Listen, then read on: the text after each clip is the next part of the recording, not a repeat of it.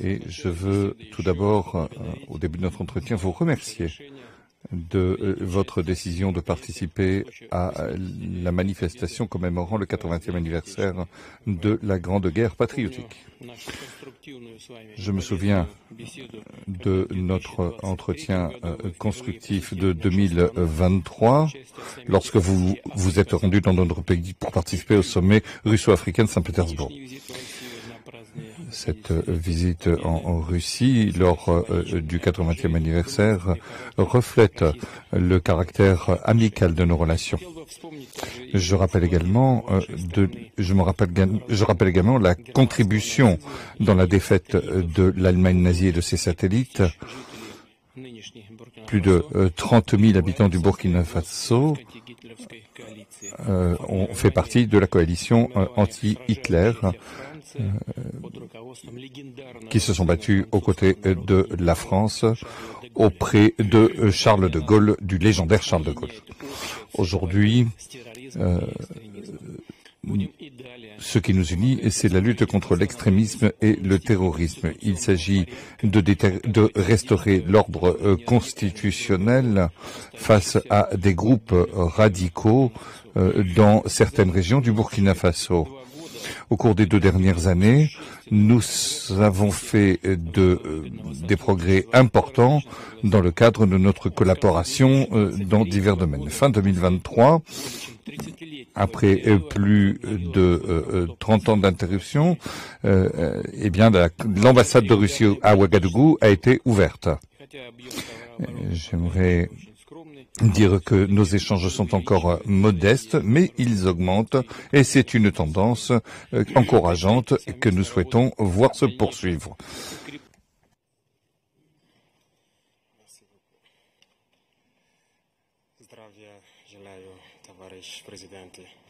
Camarade président, j'espère que je prononce bien. C'est un honneur d'être là donc à la célébration du 80e anniversaire de la victoire de la Grande Guerre. Et je tenais donc à vous féliciter et vous remercier donc pour cette invitation qui est un symbole pour nous. Et au cours donc de ma présence ici, je dois avouer que j'ai appris beaucoup de leçons. Cette séance que j'ai pu assister avant le dîner la veille, la séance culturelle, m'a fait comprendre que l'histoire et la culture sont le socle pour bâtir une armée forte et résiliente. Nous avons pu voir ensemble tous les sacrifices que le peuple soviétique a consenti pour que nous soyons dans un monde libre aujourd'hui.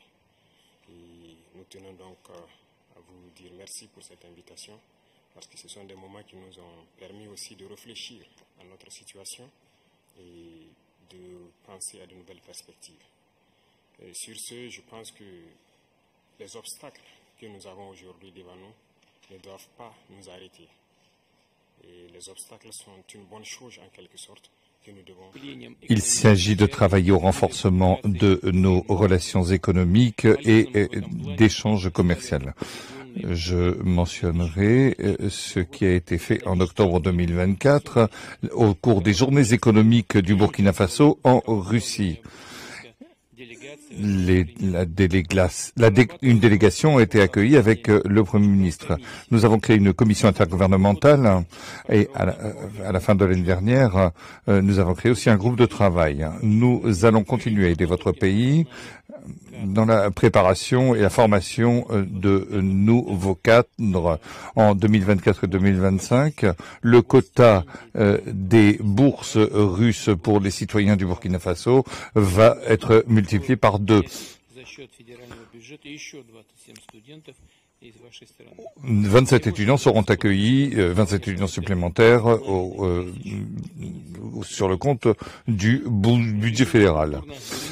S'agissant des relations culturelles, eh bien, à Ouagadougou, nous avons ouvert en 2024 la maison russe où est enseigné le russe. Nous avons aussi un potentiel de coopération en matière de santé. Le 24 et le 25 avril, Madame Popov s'est rendue à Ouagadougou. Elle s'occupe des conditions et du développement de laboratoires scientifiques à Ouagadougou. Surmonter.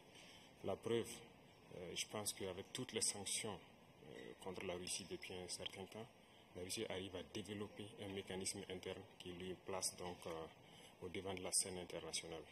Et nous prenons bonne note de ces leçons que nous avons donc apprises ici. Et même au niveau de la parade, je tiens à dire que j'ai été émerveillé de voir l'enchaînement donc des engins qui ont défilé devant nous, notamment depuis le char mythique T-34 qui a gagné donc lors de la Grande Guerre jusqu'aujourd'hui au char moderne. Combien donc l'armée russe s'est modernisée, combien la technologie donc a participé à renforcer cette armée. Et dans ce cadre, nous souhaitons que la coopération que nous avons puisse se renforcer de façon exponentielle.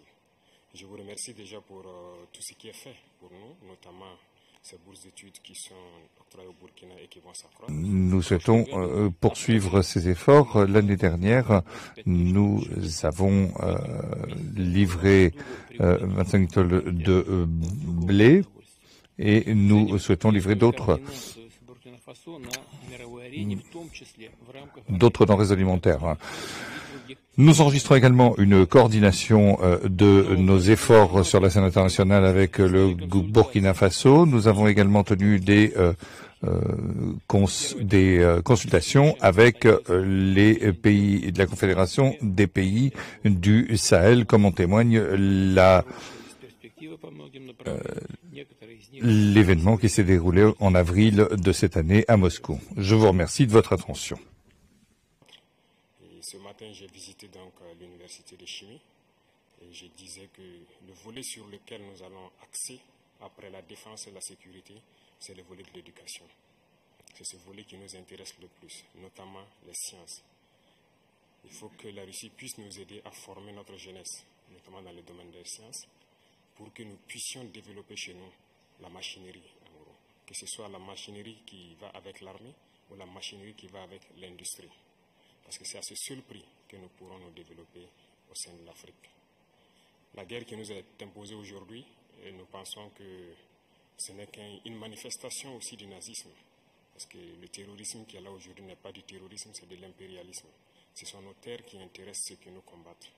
Et donc, finir avec cette guerre, avoir une armée forte et lancer le développement de notre patrie, telle est l'essence donc de notre combat. Et nous comptons sur vous pour surtout former nos cadres. Parce que la coopération, telle qu'on le dit, très souvent en Afrique, on aime avoir beaucoup de demandes. Nous savons que vous êtes dans une opération militaire spéciale.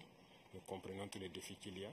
Et le lendemain, qui est certain pour le monde entier, nous pouvons comprendre ça. Donc nous ne serons pas là, peut-être à demander beaucoup de choses, à demander de l'aide ou quoi que ce soit. Mais l'aide que vous pouvez nous octroyer, c'est surtout ce transfert de connaissances que nous voulons. Et donc nous souhaitons avoir plus de bourses et voir dans quelle perspective nous pouvons nous-mêmes donner des bourses à nos étudiants pour étudier ici. Et dans un troisième temps, comment est-ce que les universités ici peuvent se dupliquer au Burkina Faso, notamment celles que j'ai visitées. Et aussi, il y a beaucoup d'autres universités dans le domaine des sciences. Comment on peut les dupliquer au Burkina Faso avec tous les laboratoires nécessaires qu'il faut pour former de manière pratique nos jeunes et que nous puissions être donc au cœur de notre propre développement. Donc c'est la demande essentielle que nous avons actuellement dans le contexte que nous vivons pour pouvoir transformer tout ce que nous avons sur place, produire beaucoup de choses nous-mêmes et que le Burkina Faso soit un hub où beaucoup de jeunes Africains vont venir et apprendre aussi la science. Parce qu'ici en Russie, vous avez d'éminents scientifiques et il y a eu beaucoup de savants que nous continuons donc d'étudier leurs œuvres. Je pense que c'est un arbre où nous pouvons soutirer la science pour nous développer.